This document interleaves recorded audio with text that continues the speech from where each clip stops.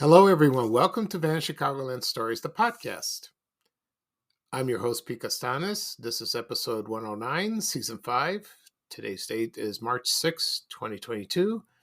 And today's program, I will discuss about Ron Santo of the Chicago Cubs. I will talk about his life and his career and a few memories about him, of watching him on TV. Also do a wrap-up of my social media posts for Vanished Chicagoland.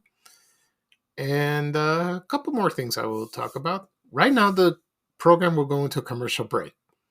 And this program is brought to you by Max Packs Coffee Filters. And here is a commercial from 1973. Enjoy, everybody. I always bought coffee on sale for us and saved Max Packs for company. Then one morning I treated myself to Max Packs. Soon it was all we used. You see, Max Packs is real ground coffee in a filter, so only the good perks through. I think it tastes better. Grounds and sediment don't get into my cup, and it's pre-measured. Every cup tastes great. Treat yourself like company. Max Packs makes great coffee a sure thing.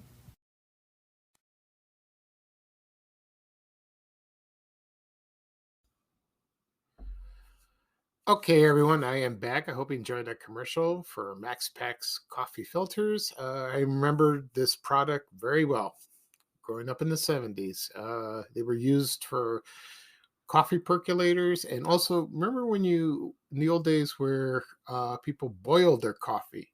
Yeah, my mother had a canister, a glass canister. She used that in the 60s. I remember when it was little. Believe it or not, I think we still have it somewhere in the garage. But for percolators, we still have a percolator.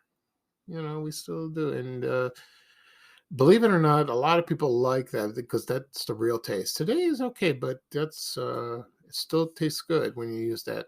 Max Packs was introduced in 1970 and it was discontinued in 1976. So because percolators were going down, they were not popular because they were doing electric perks, and then Mr. Coffee was introduced. So everything changed, and it's still changing. We got Starbucks now. Oh boy. Anyway, so at the beginning of the program, I said I will talk about Ron Santo of the Chicago Cubs and do a wrap up of this week's posts on Vanished Chicagoland. Before I get started, I want to mention today is my brother's birthday on March 6th. Yesterday was my mother's birthday. We celebrated with a birthday cake. My mother baked. Of course, she baked it. She wouldn't allow anyone else to do that. But my brother lives in California, so I talked to him yesterday, wished him happy birthday. We talked for a long time, and then I texted a photo of the cake, and he was very happy. I haven't seen him in almost 2 years, almost 2 or 3 years, because when I got sick in 2019 of prostate cancer, he was going to come, but he got sick himself, and he couldn't get on the plane. And in 2020, the pandemic hit, and then I got operated in April 2020. It was a mess. It was terrible, and he couldn't come because it was horrible. And so back and forth 2021 and 2020 and 2021 with the pandemic, and he couldn't get away. So hopefully he'll come in June, in the summer, once he's done with school. I want to see him because I feel so bad because he wasn't here when I went through the operation and the recovery, but we talked all the time. So hopefully this summer he will come. Okay. Before I get into Ron Santo, I will talk about this week's post on Vanished Chicagoland. Let's see. The first one was a turnstile store. It was a photo from the 70s, those beautiful cars, and the location was unknown. I don't know where it is, but I found it on the internet, and I remember the store. My memory of Turnstile was I remember those remember those old movies. It's like a booth, and you watch cartoons, and they had like Droopy and other ones. And I remember going there when I was a little kid. It was located at Fort City Mall, next to Jewel. And it was there during the 60s and 70s, and then the turnstile turned into a venture. And I remember buying one of my first comic books at Turnstile. It was issue number 9 of Batman Family, and it featured Catwoman or Catgirl, like Catwoman's daughter. And that cover of the comic book was so striking, I had to buy it. So that's how I started my collection in a way. So I still have my collection of comic books, and I kept it ever since. And my mother shopped there frequently. She liked it there very much. Okay. Next up, I posted a photo of the roller coaster called the Super Italian Bobs, and that was located in Adventureland. I'm planning on making a video of Adventureland probably today or tomorrow. I'm going to gather all the photos, and that should be ready. And the amusement park was located in Addison, Illinois. And a lot of people remember, I don't know why they call it Italian Bobs. I have no idea. Somebody, I guess the owner of the park named it. Who knows? I don't know the story. But a lot of people remember the ride, and it was similar to the Bobs from Riverview Park. And Adventureland opened in 1961 and closed in 1977. So maybe I'll do a podcast episode about that park once the video is done. Also, I posted. I always post these photos from the South Suburban Safeway line buses. They served the South suburbs. They were express buses. My father took that when we lived in Roseland in the 70s, and it was right in front of our apartment building. And it took you to the Loop. It took you downtown. Either it would drive down on King Drive, which was South Park, but it was King Drive then, or on the Dan Ryan.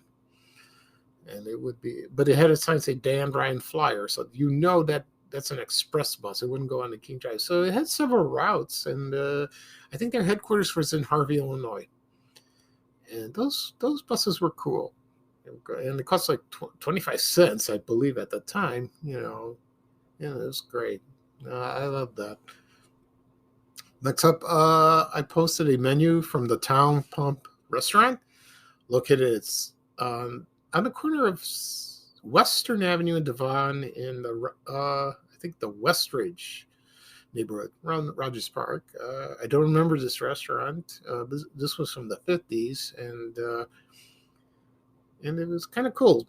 Post that and see all the prices compared to today. Okay. Also, this week, I found a picture of the first compact disc player. It was from the Sony CDP-101. I had a CD player. I think we did have one in the 80s. My brother bought it at Video King. It was located in Oakland, Illinois. I don't remember what the first CD I bought, but I have a collection, and I bought it all through the years. The quality is so crisp and it's clear. It's nice, but you can still buy one. Excuse me. And maybe on Amazon or eBay. If you could find the first one, that's cost a pretty penny. And but people like vinyl, like in the 70s. I like it too, and you hear that crackling sound when you play the vinyl record. But who knows? Vinyl made a comeback. Maybe CDs will, hopefully. Kind of nice.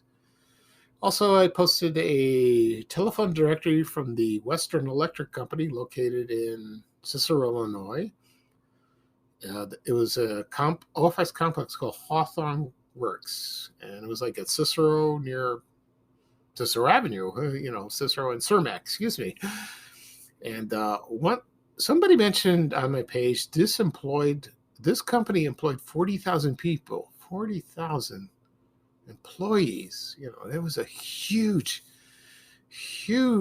company, and then it just, times changed and everyone got laid off, and it's horrible. That's terrible. Big employer at the time, they made telephones. Next up, I posted a picture of the State Lake Theater that's located on Lake and State.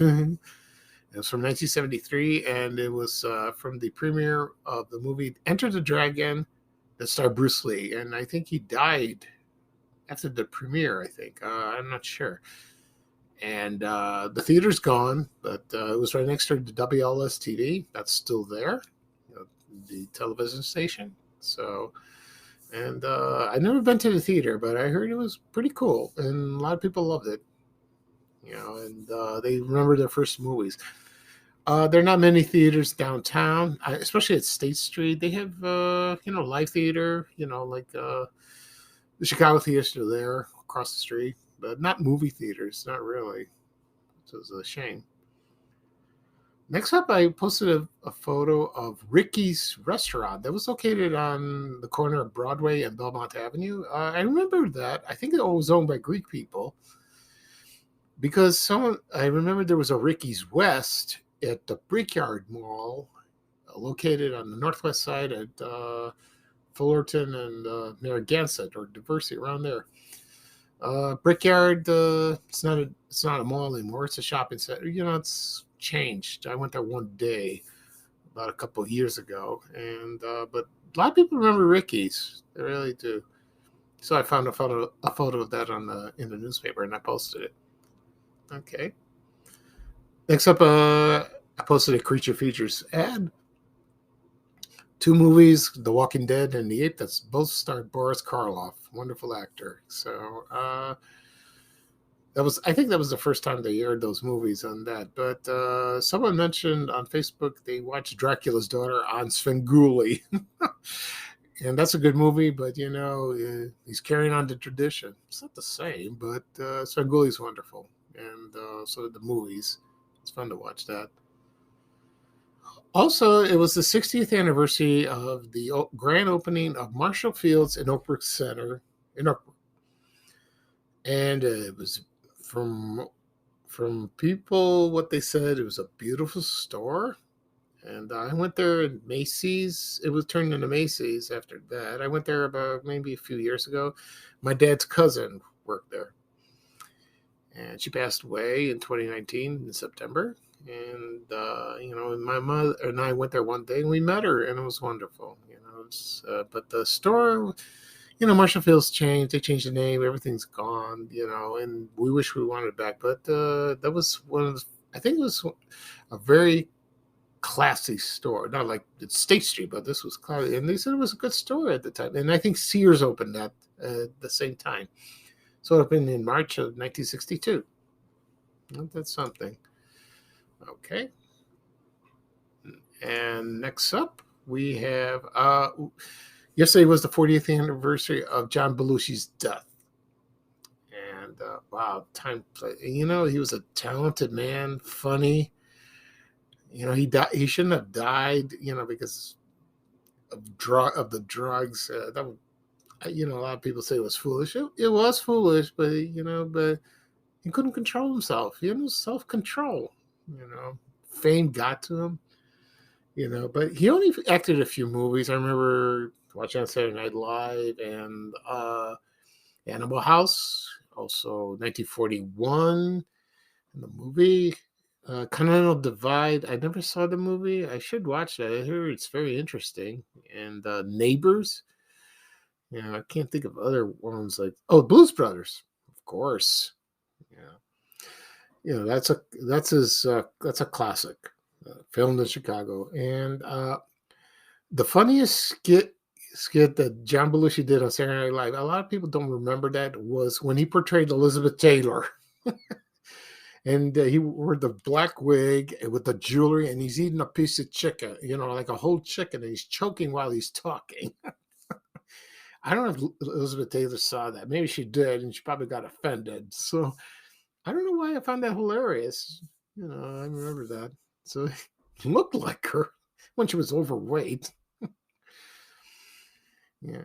And then, so that's it for the post this week. And right now I'm going to talk about Ron Santo of the Chicago Cubs. And who cannot forget him? He was a wonderful baseball player.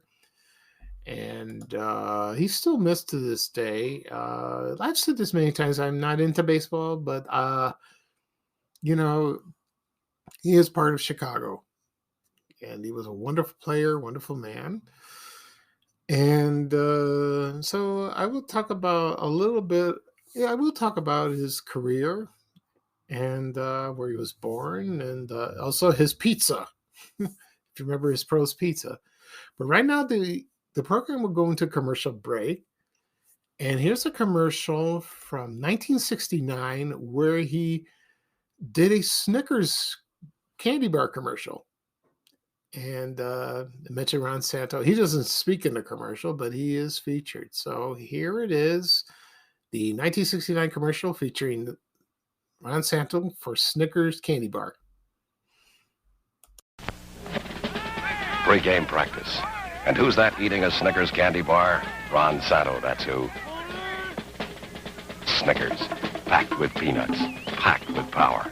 Thick chocolate, chewy caramel, and a whole fistful of protein-giving peanuts.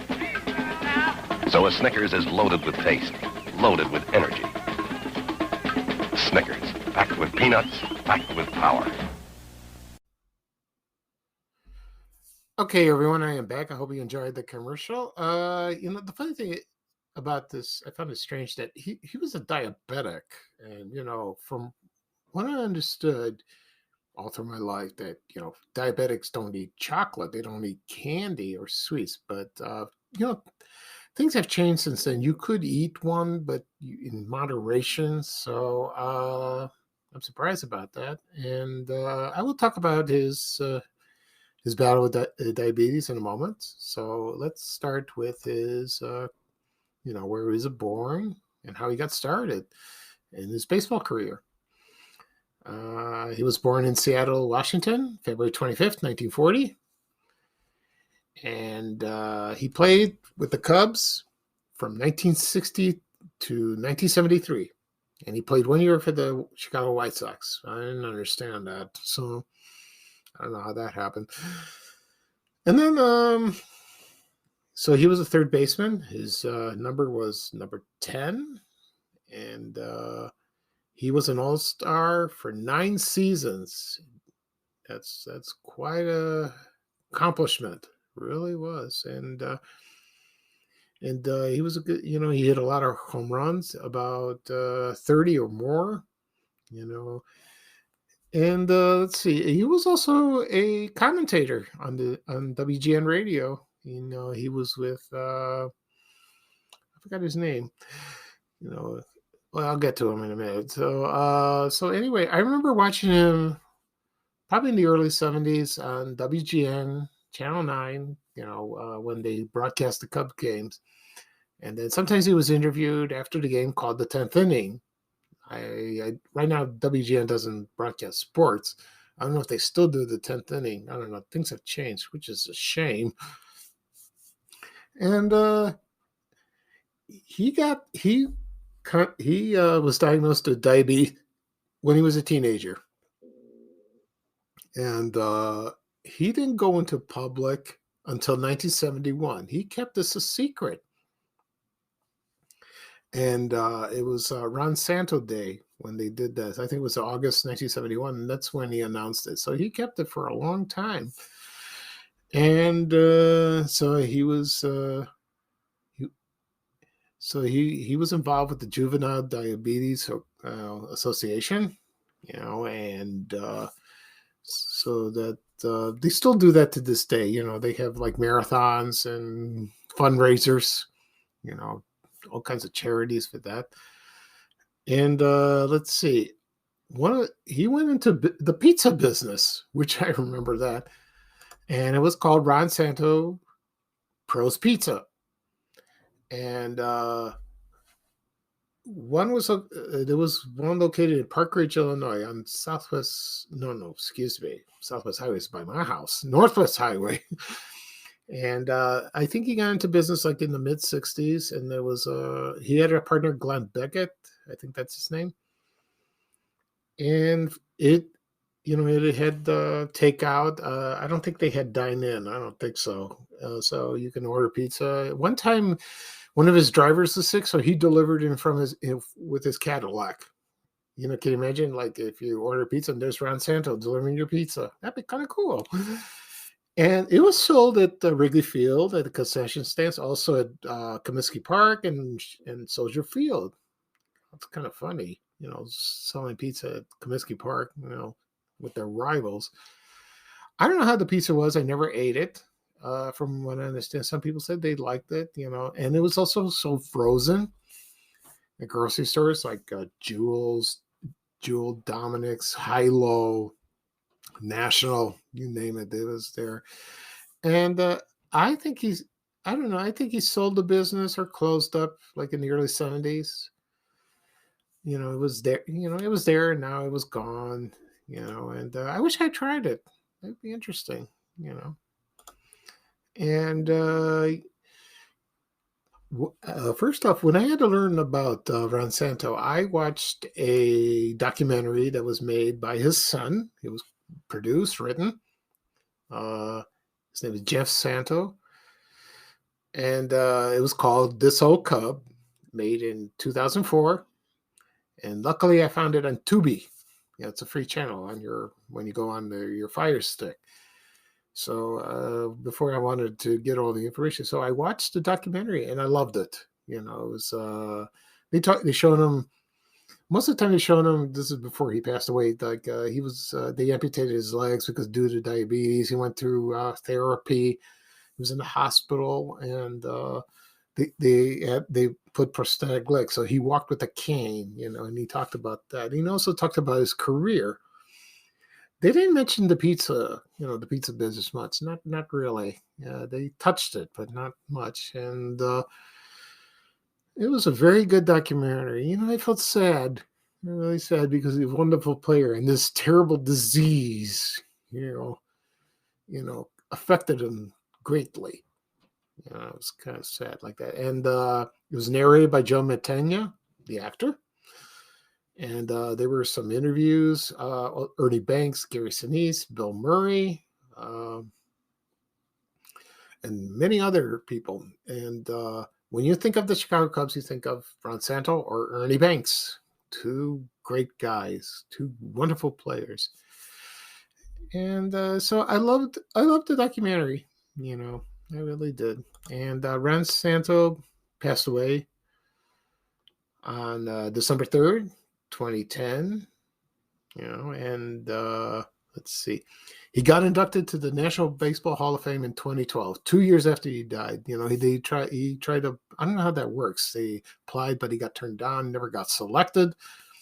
But I wish he was alive, so if he did, I think he would be very proud, very sad, and happy that he would be inducted. But they show the clip in the documentary and they called his family and they got excited. So that was wonderful. And it's too bad when the Cubs won the World Series in 2016, he wasn't there. He was dead by then. So it's a shame because he would be overjoyed. He really would be, So that's also same thing with Ernie Banks. They will both be very, very excited. Very excited. Okay, and you know what? Ron Santo was a good man, a good player. That's very rare. For that. Because so he still talked about this thing, and they erected a statue in front of Wrigley Field. I have not seen the statue. If I ever get invited to a ball game, I'd like to see it. I really would. Okay, so. That'll be all for today. I hope you enjoyed my rambling and my description about Ron Santo of the Chicago Cubs. Also talked about this week's post on Vanished Chicagoland. And I had a good time. And thank you for joining me. And the next podcast episode, maybe Tuesday, will come. And I'll be working probably today or tomorrow on my new video for Adventureland amusement park that was located in Addison, Illinois. It should be a lot of fun. It takes a lot of work, but I enjoy doing it. So it should be ready. We'll see. Okay, so this is Pete Costanas. I'm your host for Vanished Chicagoland Stories. This is episode 109. And so everyone take care. And here is Ray Reynolds saying bye-bye for now from his traveling music on this TV show. So long, everybody. Take care. We have to go. Bye, bye, bye.